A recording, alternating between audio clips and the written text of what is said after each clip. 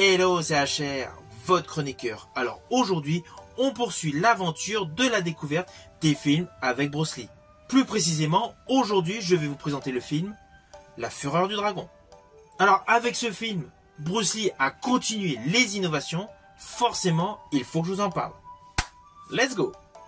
Alors ce film, La Fureur du Dragon, sorti en 1972, est un film réalisé par Bruce Lee. Et oui, pour ce troisième film où l'acteur Bruce Lee a la tête d'affiche, il est également réalisateur.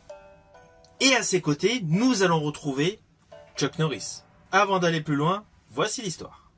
Alors dans ce film, Bruce Lee interprète le personnage Tang Long, qui est originaire de Hong Kong et qui est envoyé par Wang, c'est-à-dire Oncle Wang interprété par Huang Sung-sun, en Italie pour aider la nièce de ce dernier, le personnage Chen Qing-hua, interprété par Nora Miao.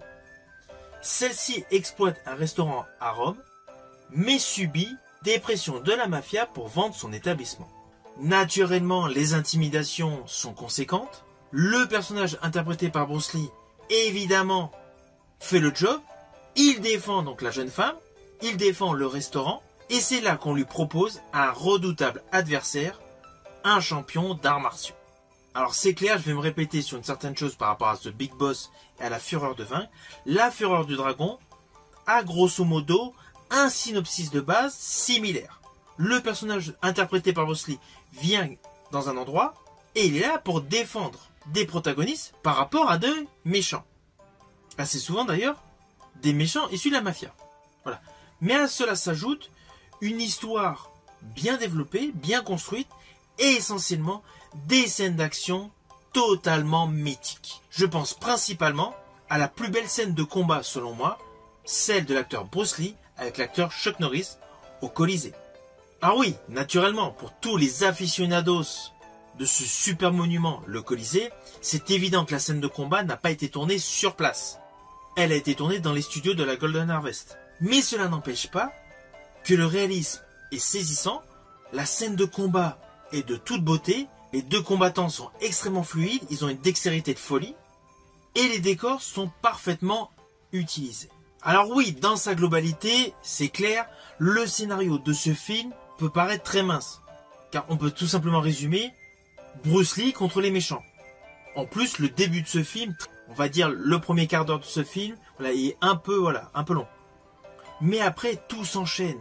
Ce film est un réel hommage aux arts martiaux. Vous allez en prendre plein les yeux entre le judo, le karaté et le kung-fu.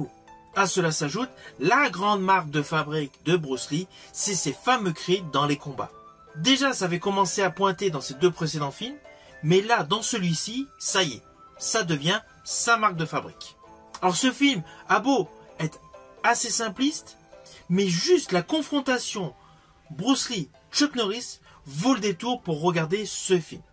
Alors ceci dit, en ce qui me concerne, mon film préféré avec Bruce Lee est Opération Dragon. Mais celui-ci, La Fureur du Dragon, vient juste après, grâce à la mythique scène de combat entre Bruce Lee et Chuck Norris. Alors je rajouterai pour la petite histoire, au début des années 70, Bruce Lee était en pleine préparation pour ce qui allait devenir le mythique film La Fureur du Dragon, a contacté Chuck Norris, qui à cette époque-là était champion du monde de karaté, et lui a donc proposé de faire cette fameuse scène dans le Colisée de Rome.